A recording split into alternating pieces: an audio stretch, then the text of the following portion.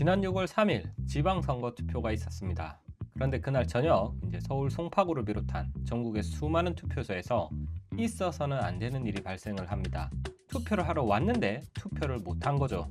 그 이유는 투표용지 부족, 투표용지가 없어서 투표가 멈춰버린 겁니다. 참정권, 이 투표용지 한 장을 얻기 위해 그간 인류가 쌓아온 모든 피해 무게를 생각하면 굉장히 비극적인 일이 일어난 거죠. 암호화폐를 전문으로 다루는 채널에서 갑자기 웬 투표 이야기? 혹시 조회수를 목적으로? 아닙니다. 그렇다면 솔직히 말해서 리플이나 다른 이야기를 했겠죠. 여러분, 만약에 이 투표라는 걸 종이 한 장 없이 할 수 있다면 어떨까요? 그 누구도 용지를 부족하게 찍을 일이 없고 한 번 던진 표는 그 누구도 손을 못 대게 만들 수 있다면 말입니다. 그럼 민주주의 사회에서 투표와 관련된 이런 모든 사회적 진통을 없앨 수가 있을 겁니다. 그리고 실제로 이 문제를 가장 깊게, 가장 진지하게 파고든 코인이 하나 있는데 오늘은 그 코인 이야기를 처음부터 끝까지 풀어보겠습니다. 티커명 ADA, 에이다, 일명 카르다노입니다. 반갑습니다, 가족 여러분. 저는 코인부자입니다. 오늘의 주제는 많은 분들의 요청에 따라서 에이다를 다뤄보겠습니다. 참고로 에이다를 카르다노라고도 많이 부르시는데 정확히 구분을 하고 가자면 카르다노는 블록체인 네트워크의 이름이고 에이다는 그 안에서 쓰이는 코인의 이름입니다. 카르다노의 재단은 정확히 카르다노 재단이라고 뒤에 재단을 붙여야 할 겁니다.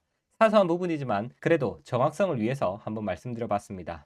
여하튼 오늘은 시청자분들의 편의를 위해서 카르다노, 에이다 구분하지 않고 에이다로 통일해서 부르겠습니다. 자, 그럼 에이다가 가격이 많이 올라서 주제로 삼은 걸까? 아닙니다. 지금 차트에서 보이시는 그대로입니다. 심해가 보이지 않는 밑바닥이죠. 5년 기준으로도 현재가 최저가입니다. 그럼 도대체 이 코인을 왜 다루냐 물으실 수도 있겠습니다. 저는 앞서 월드코인 분석 영상에서도 말씀을 드렸다시피 현재 급등이 나온 코인만을 다루지 않습니다. 암호화폐를 투자하는 입장으로서 현재 코인 가격과 무관하게 암호화폐에 투자하시는 구독자 여러분이 알고 계시면 도움이 되는 그런 코인들만 다룹니다. 언제나 말씀드리겠지만 알트코인은 이렇게 변동성이 매우 큽니다. 그리고 자산시장은 항상 가치와 가격이 동일하게 움직이진 않습니다. 그러니 언제나 투자에 각별히 유의하시길 바랍니다. 자, 그럼 바로 본론으로 들어가 보면 한때 전 세계 코인 시가총액 3위까지 갔던 에이다는 지금은 10위권 밖으로 밀려난 상태입니다. 이 하락세를 멈추지 못한다면 20위권, 30위권 밖으로도 밀려나지 말라는 법이 없겠죠. 그런데 재밌는 건 이 하락을 만들어낸 장본인이 바로 이 코인의 창업자라는 겁니다. 며칠 전 에이다의 창업자 찰스 호스킨슨이 본인의 SNS에 I'm taking a break, TTYL, 그러니까 나 좀 쉴게, 나중에 보자, 이렇게 딱 한 줄을 올리고 사라지는 일이 있었습니다. 어떤 상황이고 어떤 설명도 없었죠. 물론 그 전날에 이 사람이 한번 경고를 하기는 했었습니다. 올 하반기엔 카르다노에서 더 많은 프로젝트가 무너질 거다. 그리고 다음날 저 한 줄을 딱 올린 겁니다. 당연히 코인의 창업자가 그런 말을 하니까 가격이 그날 하루에만 10% 넘게 빠지는 일이 발생했습니다. 저는 당시에 이 사태를 보면서 찰스 호스킨슨이 거버넌스 길들이기를 하나? 이런 생각을 좀 했습니다. 이 거버넌스 관련해서는 뒤에서 좀 더 자세히 다뤄보도록 하고 우선은 이렇게 가격이 떨어지니까 호스킨슨이 하루 만에 다시 나타납니다. 나 떠나는 거 아니고 프로젝트도 그만두는 거 아니다. 그냥 온라인에 하도 시달려서 SNS만 좀 쉬겠다고 말한 거다. 이렇게 말을 하죠. 그래도 시총 10위권을 꾸준히 유지하던 에이다가 어쩌다 이렇게 창업자의 SNS 한 줄에 수십 %씩 출렁이게 됐는지 개인적으로 참 안타까운 마음입니다. 물론 그렇다고 해서 에이다를 현재 다룰 필요가 없느냐? 아닙니다. 2021년 당시 시총 3위, 화려하게 정상을 찍어봤던 코인이 바로 에이다죠. 이게 일반적인 코인과 중요한 차이입니다. 한 번도 안 떠봤던 코인하고 그래도 정상을 찍었다가 내려오는 코인은 완전히 다른 이야기입니다. 한때 정상을 찍었다는 건 분명히 그만큼 저력이 있었다는 뜻이고 현재 가격이 하락했다는 건 뭔가 단단히 어긋난 게 있다는 건데 그 어긋난 게 뭔지를 알면 코인을 보는 눈이 한 단계 올라갈 수밖에 없다는 거죠. 그래서 제가 오늘 에이다를 가지고 온 겁니다. 분명히 오늘 영상 끝까지 시청하시면 여러분들의 암호화폐 투자 실력이 몇 단계는 더 업그레이드 될 거라고 제가 확신합니다.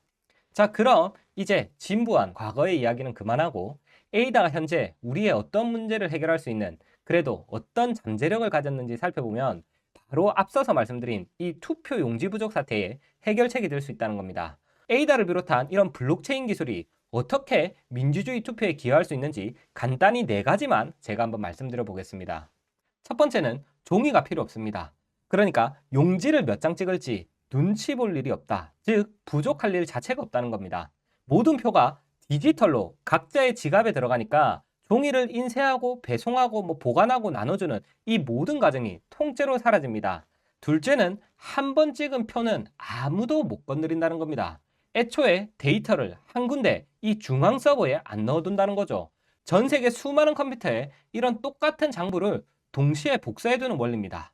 세 번째는 누구나 직접 확인할 수가 있습니다. 내 표가 내가 찍은 사람한테 제대로 들어갔는지 내가 직접 들여다볼 수 있다는 거죠. 믿어달라가 아니라 그냥 와서 궁금하면 직접 봐라가 되는 겁니다. 선거 끝날 때마다 나라가 매번 시끄러운데 그게 구조적으로 없어지는 겁니다. 여기서 나오는 사회적 비용 절감이 정말 엄청나겠죠. 그리고 마지막으로 당연히 철저한 비밀 투표가 됩니다. 나는 투표할 자격이 있는 사람이다. 이것만 증명을 하고 내가 누구를 찍었는지는 아무도 모르게 숨길 수 있다는 거죠. 저번 영상에서 다뤘던 월드코인의 영지식 증명 같은 게 대표적인 예입니다. 자, 그래서 결국 오늘은 이 에이다라는 코인을 처음부터 제대로 한번 해부해 보겠습니다. 이 코인이 왜 세상에 나왔고 뭐가 그렇게 특별한지, 그런데 왜 이렇게까지 하락을 하고 있는지, 그리고 끝으로 에이다가 다시 살아나려면 뭐가 필요한지 구체적으로 한번 따져보겠습니다. 오늘 영상 시간 투자하시는 만큼 적어도 에이다라는 코인에 대해서만큼은 완전히 마스터하고 가시지 않을까. 자, 그럼 우선 에이다가 어떻게 세상에 나왔는지부터 가보겠습니다.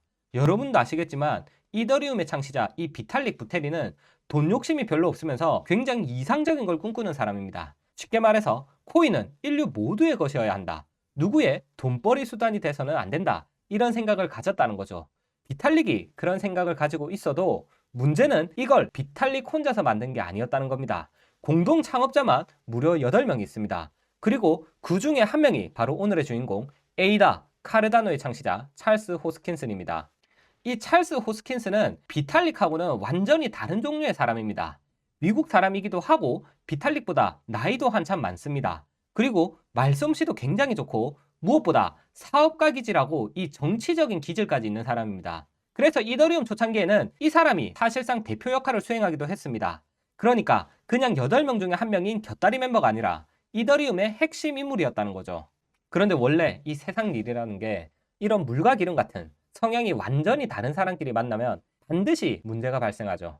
당시에 이 부테린과 호스킨슨이 정면으로 부딪힌 핵심은 결국 부부의 자식 문제처럼 이더리움을 앞으로 어떻게 키울 거냐 이 문제였습니다.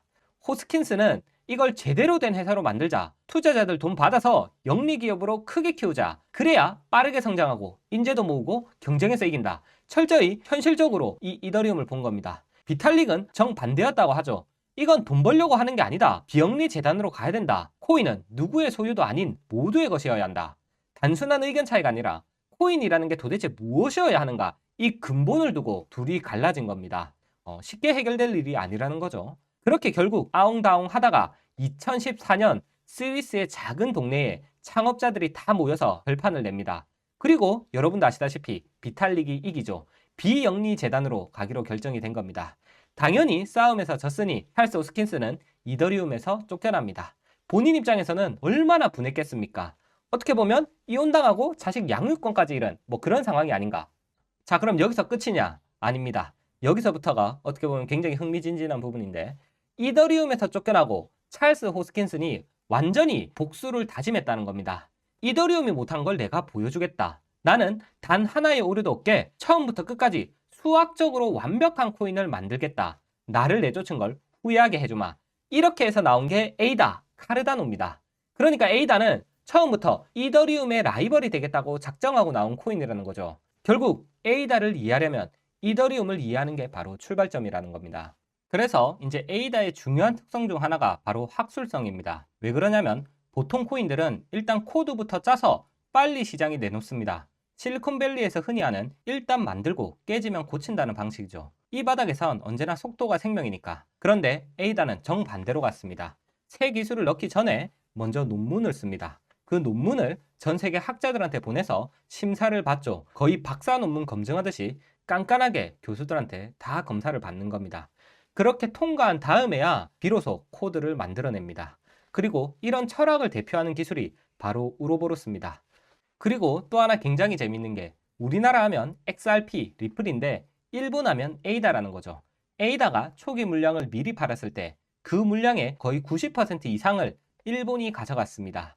미국이나 유럽 투자자가 주도하는 다른 코인들하고는 완전한 차별점이죠. 그래서 한때 에이다의 별명이 일본의 이더리움이었습니다.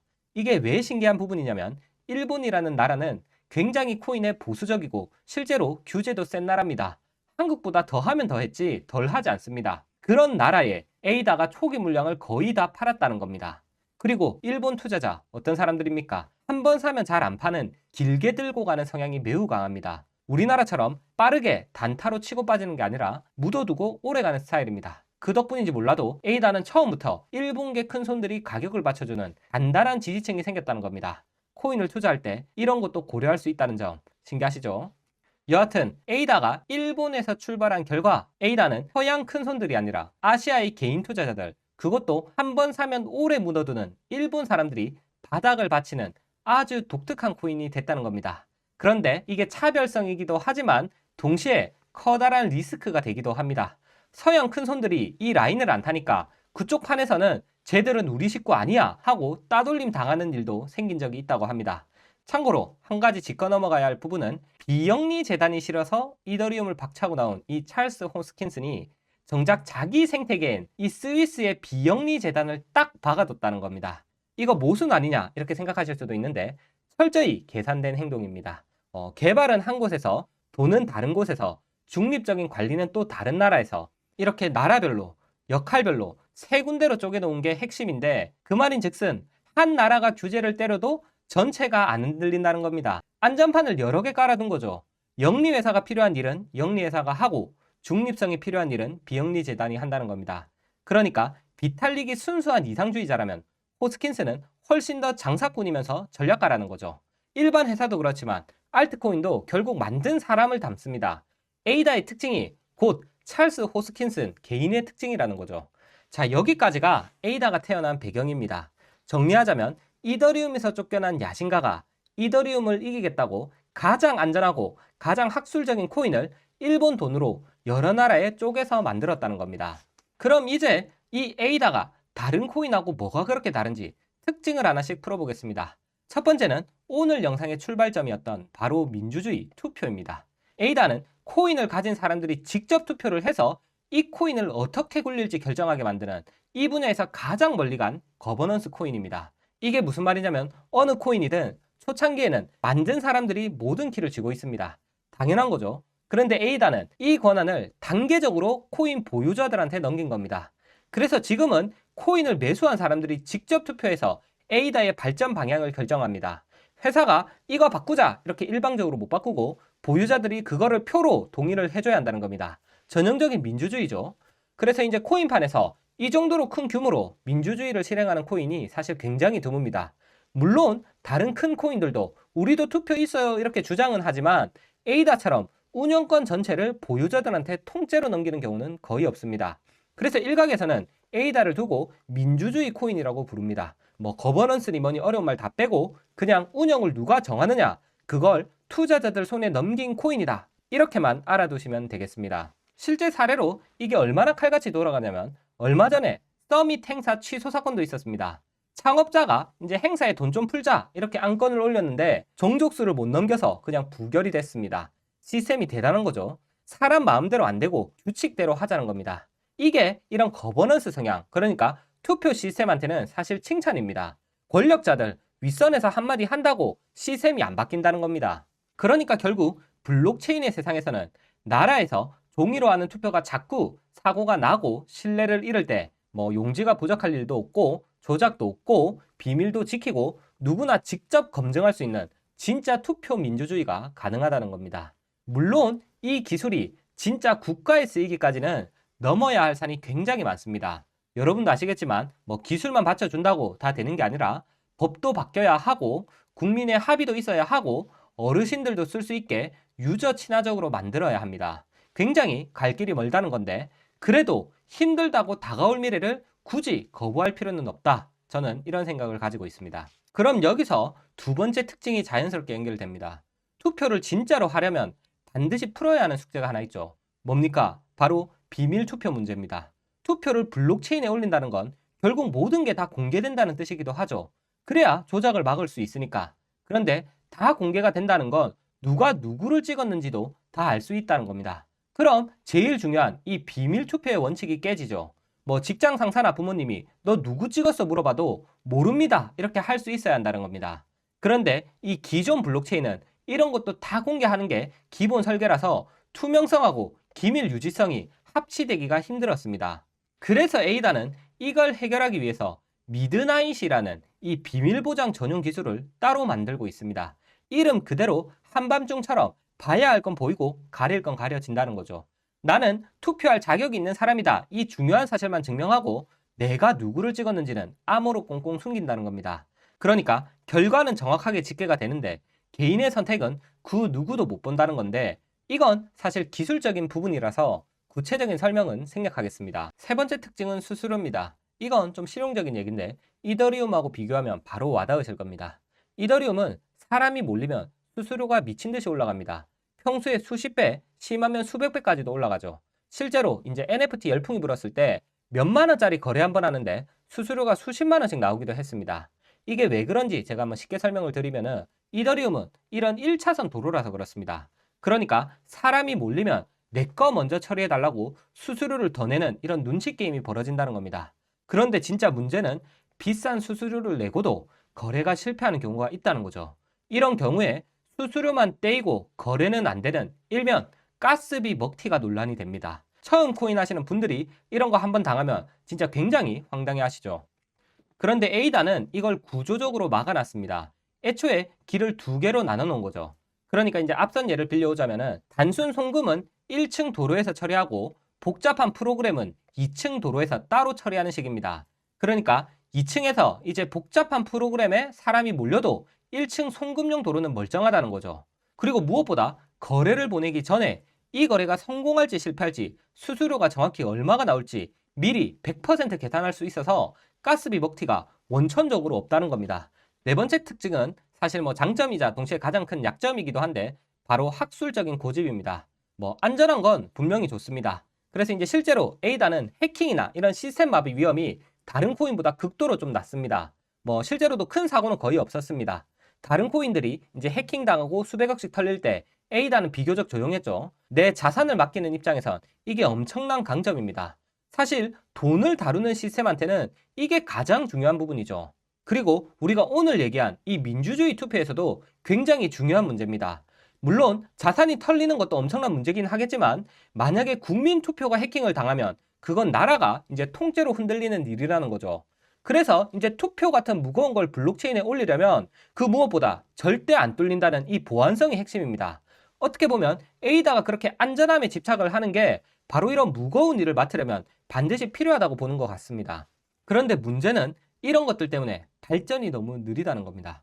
논문 쓰고 심사 받고 검증하고 그러다 보니까 이더리움이 2015년에 이미 다 깔아놓은 이 핵심 기능들을 에이다는 2021년에야 겨우 따라 붙었다는 거죠. 무려 6년 차입니다. 그리고 그 6년 사이에 이더리움은 이미 암호화폐 생태계를 다 장악해 버렸다는 거죠. 뭐 개발자도 앱도 돈도 다 이더리움으로 먼저 몰렸습니다. 늦게 출발한 에이다가 그걸 따라잡는 게 쉽지가 않죠. 뭐 예를 들어서 아무리 맛있는 식당이라도 옆가게가 6년 먼저 문을 열어서 단골 다 잡아놨으면 지역 장사하기가 힘들다는 거죠. 물론 현재 주가는 바닥을 기고 현재 관심도 많이 주고 있지만 그래도 살아남았다는 것은 강하다는 증거라는 말이 있죠. 뭐 에이다 현재 살아는 있습니다. 그리고 지금도 개발을 계속하고 있죠. 이제 당장 6월 말에 이 레이오스라는 처리 속도를 확 끌어올리는 큰 업그레이드도 예정이 되어 있습니다. 이게 과연 살아남은 에이다의 부활을 알리는 신호탄이 될지 두고 보면 굉장히 재미있을 것 같습니다. 자, 그럼 이제 여기까지만 들으시면 현재 에이다의 하락이 조금 뭐 납득이 되실 수도 있고 납득이 안 되실 수도 있을 것 같습니다. 뭐 그렇게 기술력이 좋은 코인이면 고점 대비해서 90%가 넘게 빠질 일이 있냐는 거죠. 사실 뭐 지당한 말씀이십니다. 뭐 이 정도로 몇 년째 지속적으로 하락이 나오고 있다면 단순히 가격 불일치 문제가 아니라 펀더멘탈에 부족한 부분이 있다는 거죠. 가슴 아프지만 제가 그 부분도 한번 말씀드려 보겠습니다. 우선 에이다 코인의 구조적인 문제가 좀 있죠. 좀 어려울 수 있는데 제가 주식에 빗대서 아주 쉽게 풀어드리겠습니다. 이것만 이해하셔도 오늘 영상 끝까지 시청하시는 보람이 있으실 거라고 생각을 합니다. A단은 최대로 찍을 수 있는 수량이 450억 개로 정해져 있습니다. 주식으로 치면 회사 정관에 적힌 발행할 주식의 총수입니다. 우리 회사는 최대 450억 주까지 찍어낼 수 있다, 이렇게 적어둔 겁니다. 그리고 현재 그중에 80% 정도가 시장에 풀려 있는 상태라는 겁니다. 나머지 20%는 회사 금고에 들어 있습니다. 문제는 A다의 이 금고가 가만히 있지는 않는다는 겁니다. 5일에 한 번씩 자동으로 열리면서 물량을 계속 시장에 풀어낸다는 거죠. 5일을 초로 환산하면 대략 한 43만 초 정도 되는데 A다에서는 이 기간을 에포크라고 부릅니다. 그러니까 결국 이제 주식으로 치자면 회사가 돈을 벌든 못 벌든 상관없이 정기적으로 새 주식이 시장에 풀리는 거하고 똑같은 효과라는 겁니다. 물론 엄밀히 말하면 A단은 유상증자처럼 무한정 새로 찍어내는 건 아닙니다. 애초에 정해진 45억 개 한도 내에서 금고에 남아있던 물량이 조금씩 풀리는 구조죠. 하지만 투자를 하는 개인 입장에서 보면 사실 결과는 비슷합니다. 결국 시장에 없던 물량이 계속 나오는 거니까 기존 보유자 입장에서는 희석 압력을 받게 된다는 거죠. 가슴 아프지만 이걸 이더리움하고 비교하면 이더리움은 사람들이 많이 쓰면 거기서 나오는 수수료를 태워서 없애버립니다. 주식으로 치면 이제 자사주를 사서 소각을 하는 거죠. 그럼 전체 주식 수가 줄어드니까 한 주의 가치는 올라갑니다. 그리고 물론 이걸 호스킨슨도 알고 있겠죠. 그러니까 A단은 애초에 이더리움하고 다른 길을 선택했다는 겁니다. 이더리움처럼 수수료를 태워서 희소성을 높이는 대신에 남아있는 물량을 이 네트워크 참여자들한테 나눠주면서 생태계를 키우는 방식을 선택했다는 겁니다. 그리고 실제로 2026년 현재 이렇게 남아있는 준비금은 이미 많이 줄어든 상태고 앞으로 새롭게 시장에 공급되는 물량도 그럼 계속해서 감소가 되도록 설계가 되어 있습니다. 그러니까 어떻게 보면 A다의 진짜 문제는 이러한 공급보다는 수요 부족 측면이 강하다는 거죠. 바로 이게 현재 A다의 가장 큰 문제점이라고 보시면 되겠습니다. 추가로 이제 본질적인 문제인데 A다의 민주주의가 사실은 반쪽짜리라는 겁니다. 보상도 투표도 코인을 가진 만큼 행사한다는 거죠. 100만 개 가진 사람은 100만 표, 100개를 가진 사람은 100표입니다.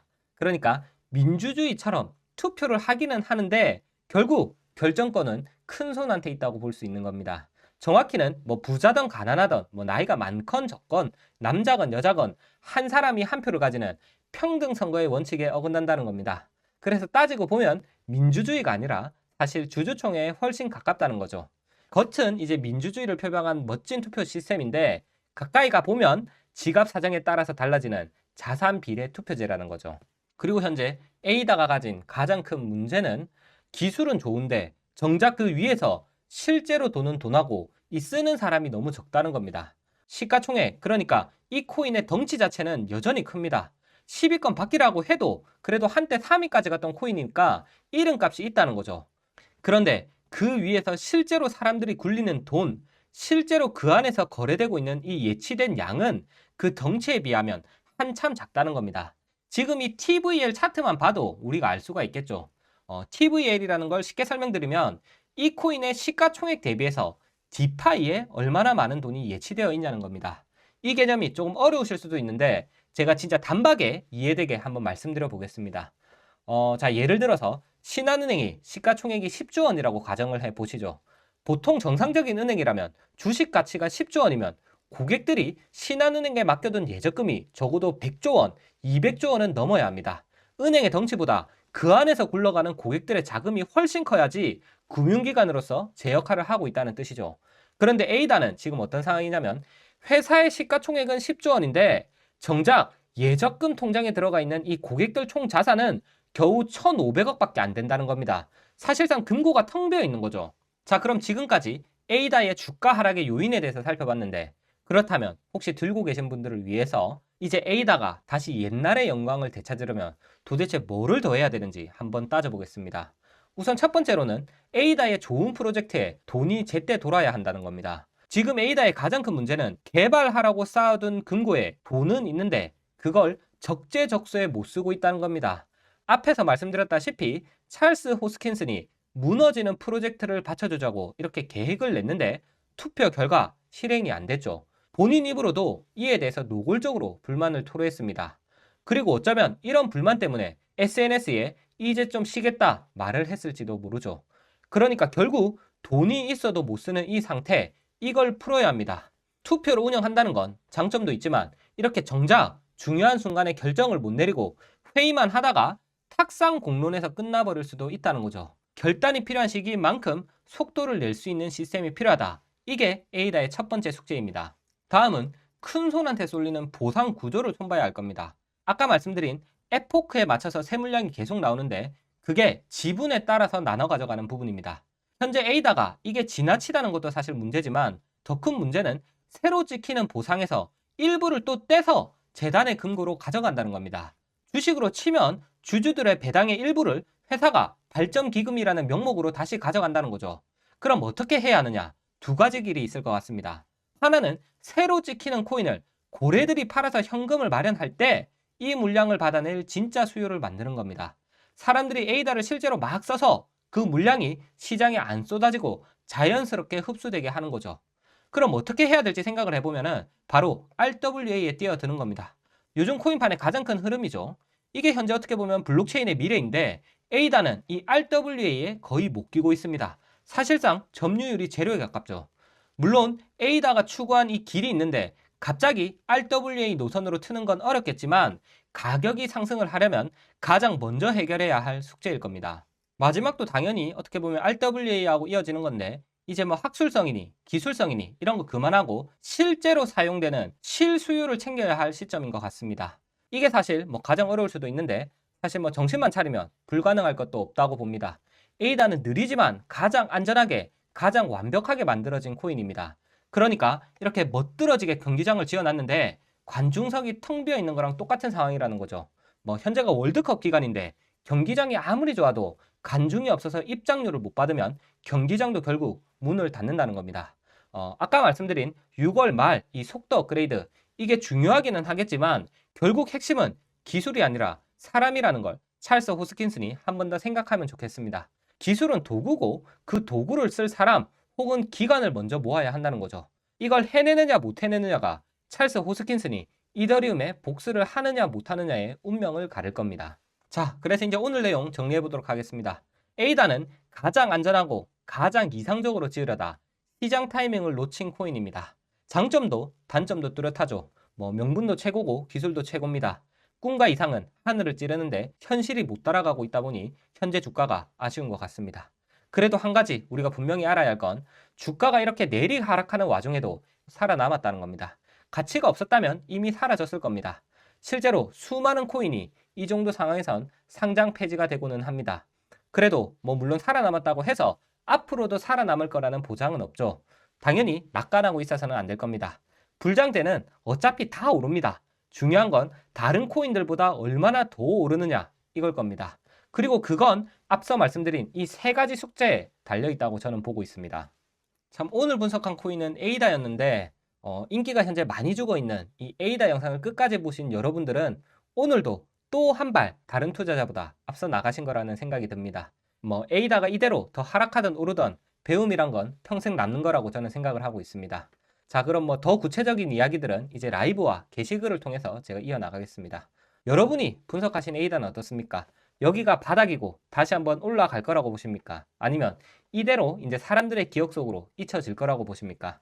여러분 생각을 댓글로 남겨주셔도 좋고 꼭 다뤄줬으면 좋겠다는 다른 암호화폐도 남겨주시면 제가 분석을 해보도록 하겠습니다. 그럼 지금까지 전호코인 부자였습니다. 감사합니다.